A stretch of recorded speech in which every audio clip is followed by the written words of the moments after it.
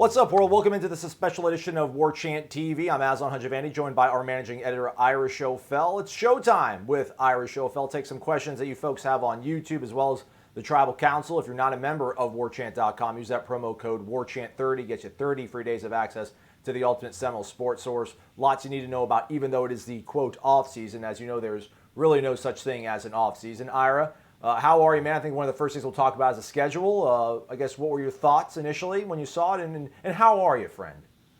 I'm doing good, Aslan. How are you? Good, man. It didn't seem to me outrageously tough in terms of the way the sequencing is. Obviously we all knew who they were going to be playing. The question was, filling in the spots between the first 2 or 3 games. I guess, it came out a few days ago. Sanford jumped the gun. They put out that the Sanford game was going to be on September 12th. So the ACC, we already had that. We already knew, obviously, West Virginia and Boise State dates because those were set a long time ago. And then we knew the Florida game. So it was just kind of filling in the gaps between then. I didn't think anything was outrageously terrible, and I didn't think anything was like incredibly good. From a looking for your best case scenario thing, I think the bye is early. Having the bye in the first week of the season, especially compared to last season where you had 2 byes. So this year you only have 1 off week, and it comes in September. So you're going to be ending the season with 9 straight games, which can be challenging, especially for a team that's kind of rebuilding its roster. So as you start to handicap those games and start looking ahead to how does Florida State match up against some of those teams later in the season, you also have to remember you don't know what this team's going to look like. I mean, you could have injuries at key positions, or certain players emerge on a positive level. So that would be my biggest concern. The other thing is, you just from a fan standpoint, you go a long time with only 1 home game, and that 1 home game is Sanford. So I think it's going to be important for the team to get off to a good start to keep fans excited, so that they'll want to come to all those home games in the second half of the season. If you get off to a poor start, if you lose to West Virginia, if things don't go well early, then you wonder how many people are going to be real fired up to come to Doak in the second half of the season where it's really backloaded with all those home games. I think I was watching the ACC network the other day, and, I guess what they were saying is that it sounded like Florida State's first priority or their first option. I mean, I don't know if you know the machinations of it all, Ira, but I guess apparently you get 3 sort of preferences on when your bye week is. And it sounds like they did want the bye week to be that placement right after the Boise State game. I think it was just kind of a best of the worst possible scenarios. They do the scheduling process, and a couple of people asked about this on our message boards. It is a very fluid process. There's a staff in the ACC offices, the football staff, and it's basically a computer database, and they plug in all the schools. They plug in the fixed dates, which is the games you've already scheduled, your non-conference games. And then they know how many games have to be home, which ones have to be home and away. And then basically the computer program kind of flows out different scenarios, and schools do get kind of right of first refusal on some of the dates. And one of the big questions is always going to be your bye week. You don't always get what you want, but I think Florida State they didn't have a good alternative because they had those first 3 games set with West Virginia, Sanford, and Boise State. The first ACC game was going to be right now it's NC State on October 3rd. It could have been September 26th, but it would have had to have been a road game based on the teams that they had available. So I think that was the concern. It wasn't a matter of they didn't want to play that week, but I think the only option the ACC could give them to play, from what I understand, the only option the ACC could give them to play on that date was going to be a road game. And I think there was concern about starting off with Atlanta, then a home game against Sanford, then going to Boise, then coming home, and then going right back on the road again. I think that was their concern. So they took the off date there. But a lot of times with those scheduling things, it's not like exactly what you want. It's just the least of a possible bad situation. All right. I know, Corey mentioned on the podcast, Wake Up War Chant, that we dropped earlier today, and you said it too. But, for me, the schedule is always a little bit new because I don't keep up with the coastal rotation. So getting no favors here the last 3 years. Willie Taggart had Virginia Tech and Virginia, and then now Pittsburgh, who's sneaky good. I mean, when you look at this schedule, it just seems like with the way the ACC is and with the way this team played against, this competition last year, it just seems like you feel good about NC State, Boston College, and despite the fact that you have to go on the road and it's a short week to Syracuse, like you have a pod of pretty winnable games that are in the conference, and then you also have that Samford game too. So, I mean, I don't know where you're at in terms of looking at all these, going W and L down the list, but it seems to kind of fall in line, I would imagine. to that sort of 7-8 win window that seems to be unattainable and would also kind of spin things forward in a positive manner for this program in the first year of Mike Norvell? Yeah, and I think that's going to be the challenge when people evaluate this season and we knew that going in, that the schedule was going to be difficult and much more difficult than last season. So as you judge progress, people are going to say, okay, well, they won 6 games last year. You want to see 8 games this year. 8's probably, I mean, as you're looking at it, they're going to have to play well to win 8 games. I mean, that's not, they're not going to just show up and win 8 games. So they're going to have to play a lot better, but I do think they can. I mean, I think, and that's why I think makes it difficult to kind of evaluate the schedule and wins and losses because, if you took the 2019 Florida State football team and put it against the schedule, I don't know if they win 4 games, to be honest with you. But I think you have to change in your mind what your perception is of Florida State football. Is it what you historically think of Florida State football? No. Is it what it was in 2019? You'd like to think it won't be. I mean, I do think that coaching matters, and I've got a column I've been working on. I've put it back a couple times. I'll be posting it probably later today with that theme, and that you can't just project 2019 Florida State football against this schedule because so much is changing, and I think mostly for the good. We'll see. I mean, I think all for the good. This team is going to be better coached. I think there's a better head coach. I think there's a lot of better assistant coaches, and most importantly, I think the kids are going to buy into what they're doing. I think it's been a long time since Florida State's football players have truly. I think they love each other. I think that there's a connection and camaraderie within the team, but I don't think that they believed in the coaching staff really since maybe 2015. Honestly, you go back to 2014, and I thought the biggest problem with that defense wasn't that Charles Kelly didn't know what he was doing. I just think those kids didn't believe in him the way they did Jeremy Pruitt, and he couldn't get them to buy into what he was doing.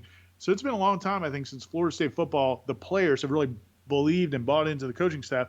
We don't know for a fact that that's happened, but if that has happened, that can change everything. And it's certainly against teams like West Virginia and some of these games that you might have thought a month ago that could be a loss or it's going to be really hard to win. If things are going in the right direction, I still think there's enough talent on this roster that a lot of those games are much more winnable than certainly we would have thought a month or two ago. Yeah. Well, I'll go ahead and say it then, Ira. I'll give Samford a win, say NC State's a win, Wake Forest is a win, Boston College is a win, and then what was the other? Syracuse. So those 5, I feel confident saying those were wins. Maybe different degrees of confidence, but confident nonetheless in those 5 games. Even Syracuse on the 5-day turnaround on the road. Not worried about it. Not worried about it, Ira. You got the spear on your helmet. You're unconquered. Fear the spear. I'm not scared of a Thursday night game. You guys shouldn't be at home either. Knock it off with this whole travel. It's not fair. They're setting us up for failure kind of stuff. This is a big boy program. You can go on the road. And I like the Thursday night game. I guess I'm in the minority per usual on these sort of things, Ira, because as a fan, I like Thursday night games. It was easy to kind of get the guys together after work on Thursday night, all meet up and watch the game. And you also kind of get that. Me being the negative guy, believe it or not, Ira, I spin this forward as looking at the glass being half full because you almost get that quasi second bye week and they get 10 days of prep for Florida. So there's a risk reward to the Thursday night game. I seem to look more on the reward part of it.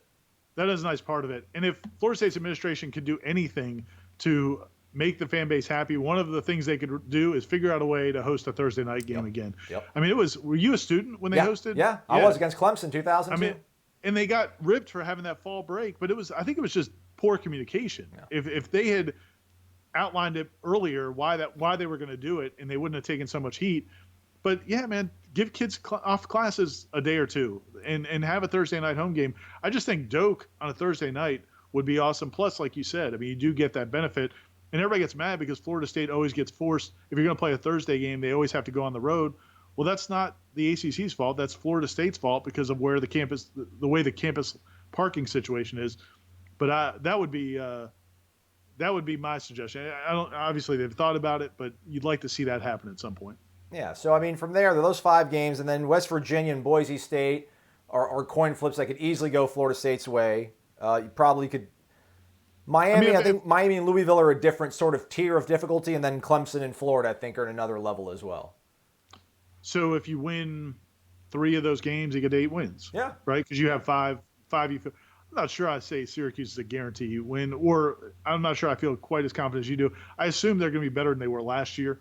And I also went up there 2 years ago and I saw that massacre. So it's still fresh in my mind. All right. But yeah. I mean, I think seven Seven's, wins. seven's right. 8 with a bowl win potentially. I think, yeah, Yeah. seven's, we feel good about that. But who knows? Yeah. I mean, if you win, I guess the whole thing too, and then we can kind of pivot on to other matters. We won't spend all day, rehashing the schedule, but win your first game. It's been, it'd be 4 years since you won your opener. I mean, win that game, and that changes, I think, the entire way you start looking at coin flip games down the road. Well, and that's what this Boise State game this past year really kind of So 2 for 1. I mean, it really set Florida State up for a bad season because you knew that was a game. Once you lost that, then you had no margin for error with any of the other games. And obviously it didn't end up mattering. We thought that was a team that could maybe win 8 or 9 games, and they won 6. I mean, I think the West Virginia game was huge. And the only advantage they have is that they've got a year. Neil Brown's been there a year longer, so he's had a little bit more time to put in his system. I do think he's a good coach. He's really well respected. But West Virginia doesn't have Florida State's talent. And if this coaching staff is as good as we think they are, I mean, I think that's a game they should win. I would say Florida State's going to end up being favored in that game. I don't know, maybe 5, 6, 7 points. So I think that's a game they should win. West Virginia's not very good. But I understand why people will have trepidation because of what we saw this past year. All right. Let's move on to some of the questions that we have from our subscribers over on warchant.com's Tribal Council. This one comes from none other than Young_Bleak. Is there any media coverage of the football team and the mat drills, or any updates on how things are going with off-season conditioning? Yeah, as far as coverage goes, that's kind of still a work in progress. Everybody wants to cover those kinds of things, and we, obviously we do in the media. I was talking to somebody at FSU, and Mike Norvell really wants to have an open program. He's explained that to the media. He's made that clear to the administration at FSU. He wants media access. He believes the media telling his team's story is a positive. It's been something that was real helpful to him at Memphis, and he embraces it. So he's going to create opportunities for coverage when it's at all possible. The problem with mat drills, that kind of thing, is it's not great for, I don't know, it's kind of hard to, I think people have a glamorous idea. They see these 1-minute videos of players glistening and coaches encouraging and, teammates coming together and hugging and supporting each other.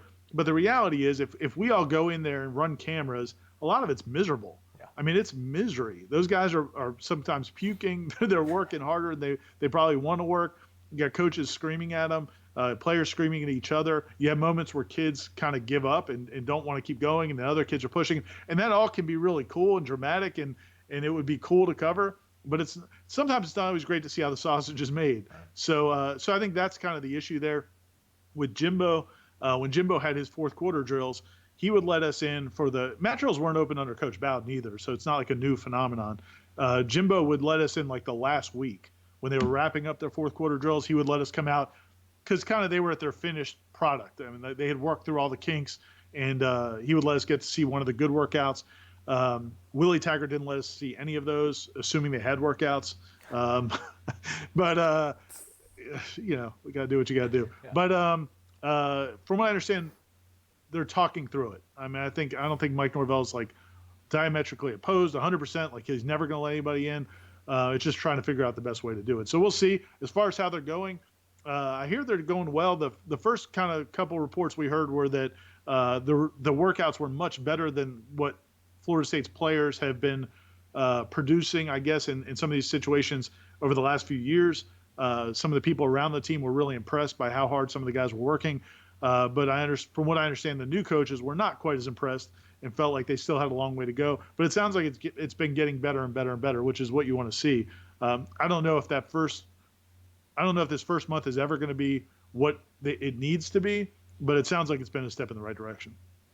I think that's really, you kind of nailed it there. I think with the whole, you don't want to see the way the sausage is made. You don't want to see, because if player X quits in the middle of a mat drill in January, like that'll follow him until he scores a 99-yard game-winning touchdown. So probably not a whole lot of benefit for the program. And it's funny because so many of the fans will be fine with practice getting shut down. Like, yeah, shut it down. We don't need anybody there. No distractions. But I feel like so many of those same people are like, oh, what's going on with mat drills? We want to see, like, can you show us what's going on? It's like, of all the things you want to see, that's probably the last thing you would actually want to witness is the misery, as you so eloquently stated, Ira.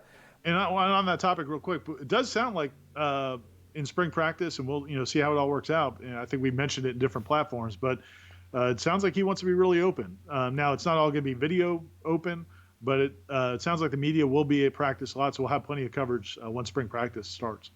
Do we know when it's going to start? March, we're thinking. I mean, early March. I don't know the exact date. Yeah. Well, good. I'll be in Bali before then, so we worked it all pretty nicely.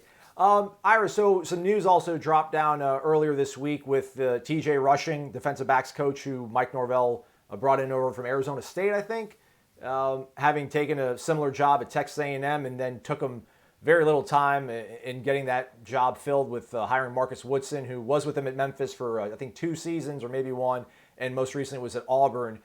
Somebody kind of asked us this question on the podcast, too. Maybe I'll kind of flip it forward to you as well. But, I mean, how should fans, I mean, they were asking us how we feel, maybe ask you as well, but when a coach has, I guess an eye for coaching talent, how important is that, and how refreshing is that he brought in a guy that's so coveted that he didn't have to coach a game at Florida State to get a big-time pay raise, and then he was able to get another guy from a Power 5 conference at a pretty good, solid program to come join him.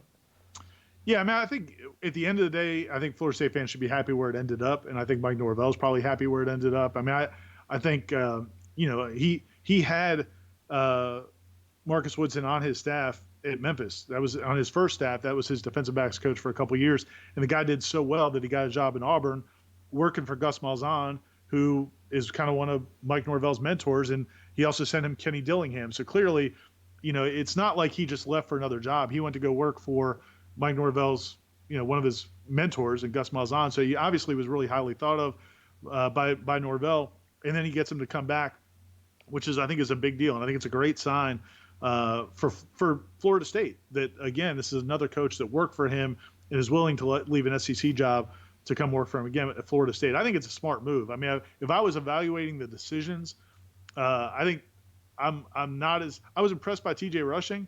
I don't think he's making a great decision. I mean, obviously he's going to get a lot more money. We haven't heard the exact figure. There's been ballpark. It might be a couple $100,000 more than he's making here, which, who am I to say that's not a great decision? Yeah. But I think if you look at the situation, I think being defensive, if you're a really good defensive backs coach, if you're getting the opportunity to coach Florida State right now, I think it's a great opportunity because you're getting to coach a bunch of kids who are really talented, but who've played terribly. I mean, Florida State was, I think, number 116 in the country in pass defense last year. I mean, it's ridiculous, and we know there's more talent there. You can quibble about individual players and whether or not this guy lived up to his billing, but again, back to the point we made earlier, I think the defensive system is going to be better, and it's going to be something that the coaches and the players believe in. I thought the most revealing thing that we saw during that bowl game was Harlan Barnett got to coach his defense. Well, for the entire previous season, he was coaching a defense he didn't really believe in, and I think that translates to the players not believing in it, and I think that's all going to be different going forward. So I think this is a great opportunity for Woodson, and I think, to be honest, I think Rushing may have made a mistake. We'll see how Texas A&M does, but I think coaching DBs at Florida State, if I was a DBs coach, I'd want to be at Florida State with the talent they have and the reputation of what they've done the past couple of years. I mean, Florida State fans obviously a bit, irked that, he left so quickly, and then obviously where he left to going to Texas A&M and Jimbo Fisher. But I mean, I would say, like, if I was an Auburn fan, this just goes to show you the sort of the quality of the hire. But if I was an Auburn fan, I'd be like, hey man, like, our defense is really good. And like, why would you leave? Why would you take a lateral job? This isn't a lateral job. This is a step down. We're doing better than Florida State is. So I think from that perspective, and it just goes to show you just how good of a hire this could potentially be, and just how deep, I guess, of a network Mike Norvell does have for being such a young coach. I mean, to be, 38, and to be able to be like my number 2 option is a guy that's been helping Auburn be one of the more dominant defenses in the entire nation the last 3 years. Like, that's a heck of a gain. Yeah, and I think every coach has a reputation, and I think Mike Norvell's building a reputation as a guy who lets his coaches coach. He listens to their input. He doesn't try to hide them away and take all the credit. And I think, again, if he is what we believe he is, if he turns out to be that kind of a coach, it's going to be a very welcome change because it's been a long time since we've had that. Jimbo's a football savant, and he's a great recruiter, and there's so many things he did to help Florida State become what it became and to win all those games and win a national championship. But his biggest weakness, I thought, was how he managed his coaches, and he had a reputation for being a guy that a lot of coaches didn't want to work for. Well, Mike Norvell's completely the opposite. Willie Taggart also has built a reputation as being a guy that a lot of coaches don't want to work for. I think you see that as his career's developed as well. I think Mike Norvell has a reputation as a guy people do want to work for, and that's a big deal. I mean, it's not a matter of like being touchy-feely, but it's giving them the opportunity and the freedom to do what they do, trusting them, taking their input, and being a good boss. And I think he's certainly got that, because if you were the DB's coach at Auburn, to leave to go to Florida State, it would be a head scratcher, except for that you really like and believe in Mike Norvell. I mentioned this, and I don't know, I don't want to be hypocritical, so I'm trying to kind of show like some semblance of nuance as I sort of straddle this line, because so much of what I kind of respected about Jimbo is just the whole TED principle, the toughness, effort, discipline. And I know some of that might not have been shown the last 18 months he was at Florida State, but by and large, it was a tough team that played with good effort and was quite disciplined. And I kind of appreciated that. And with Willie, it just seemed more of a, let's figure out a way to come together as one. And I know you all were hurt the way your coach left you. Like, I'm not going to be like that. Let's all trust each other and make this thing kind of work out. So like the sort of tough and gruff principles of Jimbo, I kind of appreciated. But like with Norvell, I do think, to your point about him having a reputation that he's a guy that people want to work for. Like, if there is going to be part of your program where you want to be the guy that's like beloved, I would think your assistant coaches is the place you want to kind of begin at. I tripped over myself saying this, but it was like this line of like, happy cows make better cheese. So I feel like, I mean, if those coaches really believe in his vision and are excited to work for him, will take lateral moves. I mean, that just shows guys that are probably going to be really engaged in the process of helping get this thing turned around. Yeah, as long as he's still holding him accountable. You don't want him to be like, hey, we love this guy because he lets us slack off. I mean, but I think that's what, and again, I think what the magical space, I guess, what you want from a boss in anything, in any world, any business you're in, or in a leader, any leadership program position, is you want somebody who's going to inspire you, hold you accountable, but also reward you if you do good work. And I think that seems to be what he's trying to do. I think where Jimbo, and again, not to relate everything back to Jimbo, but that's our frame of reference. Jimbo kind of came from the mindset of, he's going to lay down the law, and it's the coach's job. They get paid a lot of money to do what he tells them to do and to do their job. And that's fine. And Norvell, I think, is going to be a little bit more of that, but also more on the inspirational side. And that's the approach he seems to take with his players. Again, I mean, you can lead out of fear or you can lead out of inspiration. There's different ways you can go about it. Ultimately, the key, though, is you got to hold people accountable. Like Willie's approach, the biggest problem to me was there's no consistency. From what we would hear, he would really come down on guys after bad games. He would really come down on guys after things in practice. But there wasn't a consistent holding people to that high standard. If you only come down, if you let people slack off and then get mad at them when things don't go well, I mean, that's just a terrible message, and it's bad leadership, and that's I think what leads to a lot of the things we saw. Let's go back to the Tribal Council. We have a comment pivoting back to the schedule. It comes from FSU KXAZ. I think his name is Todd. We met him at the Jeff Cameron, or not Jeff Cameron, it was the Bar None Foundation casino night over at the Corner Pocket. Corner Pocket. Thank you, Ira. What would I do without you, man? He says, I don't know about you guys, but I love the schedule. No, quote, real home games in 100-degree September heat. The Thursday night is not in Raleigh, where FSU always loses. It's November against Syracuse in the Dome. Extra days off before Florida. The bye week is between coast-to-coast roadie.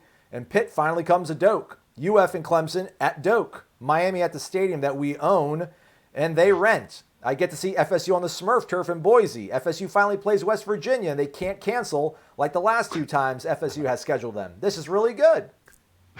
So it's a good way to look at it. It's a good way to look at it.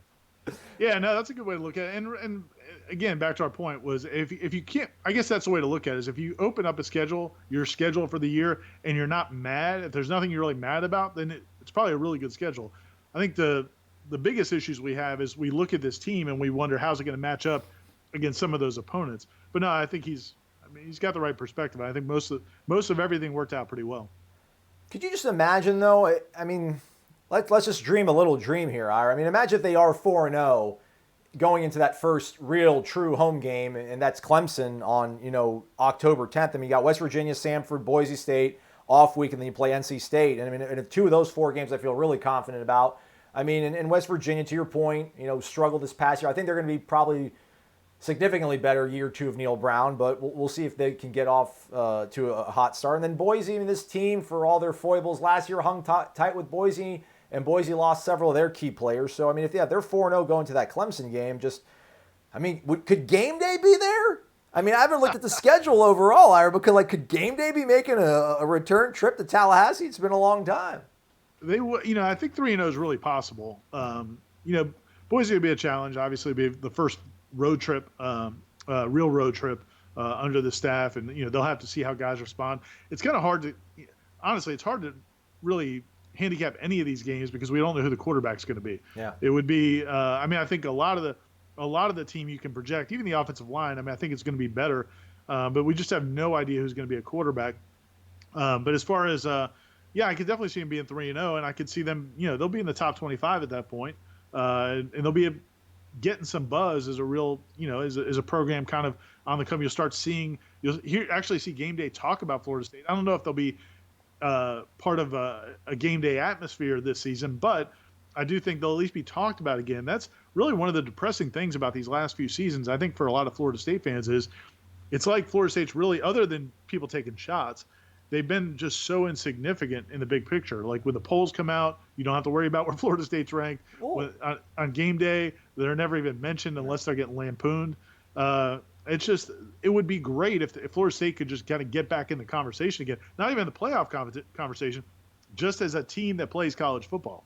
Well, I mean, to that point, Ira, for 4 years in a row, the season has been over before October has even started. My whole thing was just get to November, back when it was the BCS, get to November to where you're 7th or 8th and a couple things can happen and you can maybe vault yourself into the conversation. We're talking, 2016, they lost to North Carolina, 2017, losing to Alabama and then losing to NC State, 2018, you lose your opener, 2019, you lose your opener. Your season is over, right after Labor Day. It's hard. You spend all that time getting excited for the thing that you're so passionate about, and then it just ripped right from you. It's hard to get excited. So, I think if they're 4-0 and they beat Boise, they beat West Virginia, obviously you probably take care of Samford, and you beat NC State. That could be a sneaky potential game day matchup. But I don't know. Who knows? That might be Alabama playing LSU or something. But they usually play a little bit later. But who knows? Ira, we'd be remiss to go off without talking about basketball. Florida State ranked number 5 in the AP poll, first time since I think 1972. Just how crazy is it that we're at this point that Florida State lost, 6 of their leading guys last season, and here they are now ranked higher than they were at any point last season. And it just seems like they're going to lose a game here eventually. We just hope not in March.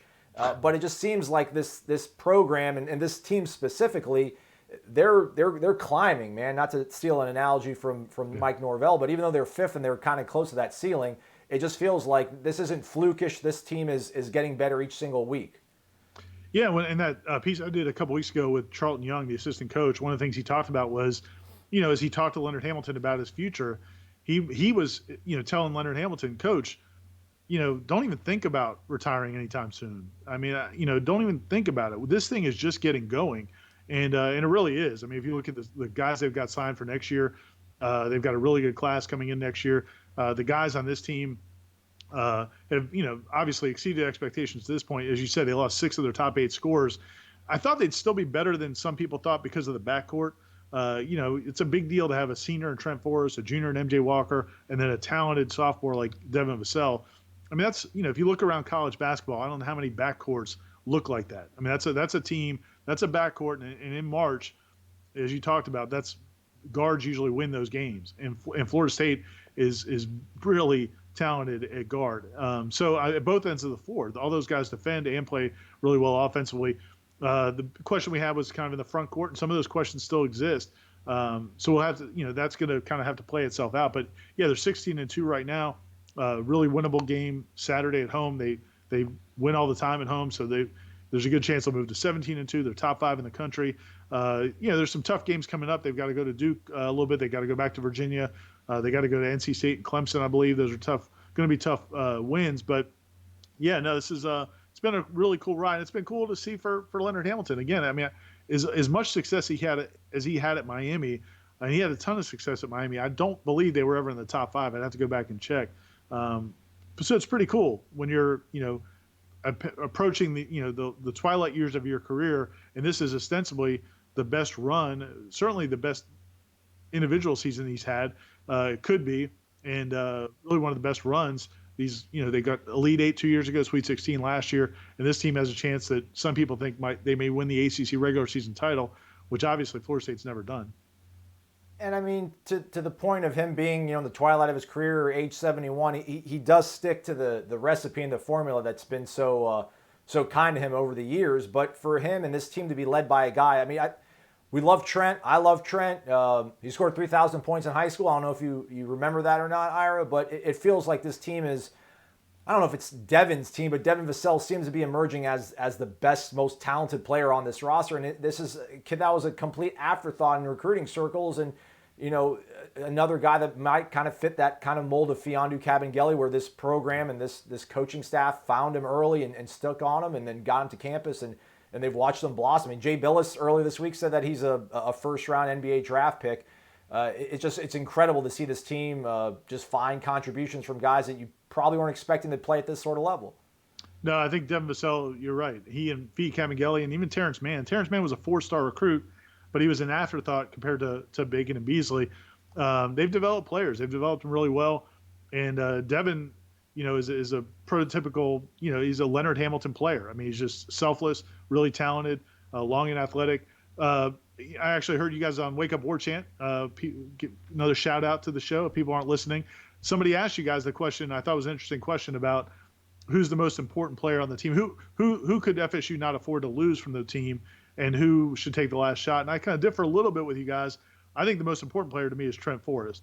And I think you and Corey both said Devin, which I get, and he's their best player, probably best offensive player. But to me, you could still win games with Trent Forrest. I don't know, and no Devin Vassell, I don't know if this team wins games without Trent Forrest. I mean, he does so many things at both ends of the floor, and he's such a great leader. To me, even if he's not scoring, he just contributes so much to that team in terms of leadership, team captain, everything else. He'd be my guy. But I agree with you guys as far as a last shot. If you wanted the ball in somebody's hands, I still think if it's a game where he can get to the basket, he'd be the guy, or get into the lane. But if you're looking for somebody to take a jumper, it would be hard to go against Vassell because I mean he's just a really phenomenal shooter. Yeah. Again, Saturday night against Notre Dame, 8:00, I think, right? Yeah, 8:00. It should be awesome. They're already sold out. Blackout? Yeah, they're doing the blackout. It's gonna be big. It's gonna be big. You're gonna be off in New Orleans though. Yeah, it's my brother's 40th. So, but I'll be watching on my Watch ESPN app. Hopefully it's on, or actually if it's on ACC Network, it's fine. I got my mom's login from back home in Tampa. She's got ACC Network. I don't. It's okay. I'm not bitter about it at all. One last thing to go out on here, Ira. I know it's always such a weird sort of esoteric thing to talk about, but there's a lot of discussion going on right now on our YouTube channel. We have over 17,000 subscribers on our YouTube channel. Thanks everybody for that. That's free. Use the promo code WARCHANT30 for 30 free days of access to warchant.com, where all the real good stuff is at. But the whole culture thing, which is something that went bad with Jimbo and everybody felt was going in the right direction with Willie, and then here we are now with a third coach in 3 or 4 seasons rather. This thing that we're hearing about, Andrew Baselli talked to us before the Sun Bowl about, no hats, no earrings when you walk into the football building. I think Odell had kind of maybe started something similar. I think there was no hats allowed in the meeting rooms, which just makes you think, like, who is allowing you to wear a hat in a meeting room? But that's neither here nor there. It seems like this is another thing that's kind of divided. A lot of people think it's showing discipline. It's showing a sort of culture or a standard that you want to create in terms of professionalism. Other people think it's kind of silly.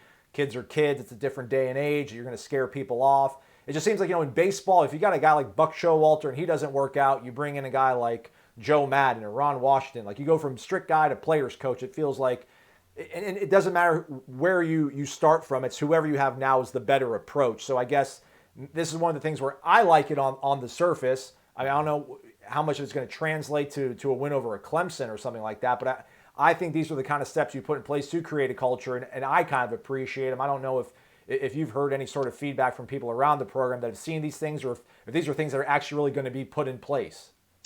Yeah, no, I mean they're definitely doing it, and I think it makes sense. I mean, I understand the mindset of, hey, is this is this junior high? Aren't these kids adults? Why can't they be treated a different way? The problem is you look at this program, especially the last few years, and I think a lot of programs that struggle, they lack discipline, they lack professionalism, and I think if you look at this team, and we've talked about it a lot over the last couple of years, but it did go back to the end of Jimbo's time as well. Kids just didn't carry themselves like it was serious. I mean, they just didn't. You'd see, I mean, one of the things we talked about a lot in 2018, they stopped it in 2019. But, if you were outside the football stadium in the parking lot before games, like an hour and a half before games, you would see some of FSU's players kind of coming out of the locker room, talking to friends, just kind of joking around. We watched their pregame warm-ups. They never seemed very focused or serious. I think the idea of when you come into this football facility, when you come into the meeting rooms, when you come to talk to a coach, you're there for business. You're there for purpose. It's not just, hey, I'm on my way, I'm just sleepwalking, and I'm going from here to wherever else. I mean, there's a purpose to what you're doing. I think it and that goes to his theme overall, which if you go back to his introductory press conference, or if you've listened to Mike Norvell speak in the past, and he talks about what you do in everything is what you do in everything defines you. It's not just what you do in practice, what you do in the game. It's how you handle yourself in school. It's how you handle yourself away from the team. And I think, and he's had frank conversations with a lot of the players on the team about that you can't just be here. And that's, again, I think one of the issues Florida State has struggled in this area in the last 10 years is it can't just be about what you do in this locker room. It can't just be about what you do on the practice field. It's about being a better person, and it's about being a committed person in all phases. I don't think that's just lip service. I think there's results. And if you look at the success Memphis had, I like it. Now, the one difference is, and I've come out against some coaches like Tom Herman, and I think Urban Meyer's approach. I think there's some guys who come at it with a scorched earth approach. With Tom Herman famously at Houston locked the team out of the locker room until they earned the right to get back in the locker room. Didn't Urban Meyer do something where players, they had to get in a circle of trust or whatever? And sometimes it's ridiculous, but I don't think it's too much to ask to guys show up and look like they're focused, especially at team activities. So no, I think it's a good thing. And I think the kids are going to buy in. They're hungry. I mean, nobody likes losing. I mean, nobody likes, now there's going to be uncomfortable times, but nobody likes to play the way they play. They're embarrassed by the way the program has looked the last few years. And I think most of them are going to respond to it because they're hungry for something. The key is he's got to back it up and hold guys accountable. And I think it's the right move. Also, you can maybe throw into the mix of that, if you want to wear a single jersey, you have to, be a certain kind of person or dude or something, You got to be a dude, but then it doesn't really matter because you're going to get the number you wanted. Yeah. All right, man. Those are the questions that we have, the themes to talk about regarding Florida State football. Again, the 2020 schedule is dropped. Corey and Ira had a quick write-up if you prefer to read your Florida State information up on warchant.com. Basketball game Saturday night against Notre Dame, blackout. Ira's got a column that he's working on that he kind of hinted at a little bit earlier, just talking about the changes in the coaching staff and how that could lead to the optimism that most fans should have going to the offseason. Use the promo code WARCHANT30, 30 for days of access to the ultimate Seminole sports source, Corey Clark's columns, Ira's insight, Gene's insight, Michael Langston's recruiting news. And also, crazy enough, I mean, there's Junior Day going down this weekend on campus right now, right, Ira? Yeah, this weekend they're going to have a Junior Day, which is unique. Florida State traditionally has had these Junior Days after signing day, like right after signing day in February. They would have one or two of these Junior Days where the top underclassmen, sometimes sophomores and juniors, would come to campus and check things out and kind of start the recruiting process for the next class. But they're actually doing it now before signing day. So they're going to have some official visitors. I'm not sure exactly how many for you. Michael's going to have a preview up on the site of the official visitors for the class of 2020 that they're still finishing up. But for the most part, it's going to be a big weekend for underclassmen. And we put up Michael's preview last night looking at some of the top prospects that they're involved with. So it's an impressive list. And Michael will be out there all weekend covering that, interviewing kids. We'll have stories up throughout the weekend, and he'll have another preview for the official visitors who are coming in as well. So lots of recruiting coverage. Yep. Stay connected to warchant.com. Again, the promo code WARCHANT30 gets you 30 for days of access. He's our managing editor, Ira Schoffel. I'm Aslan Hajavandi. Thanks for watching, everybody.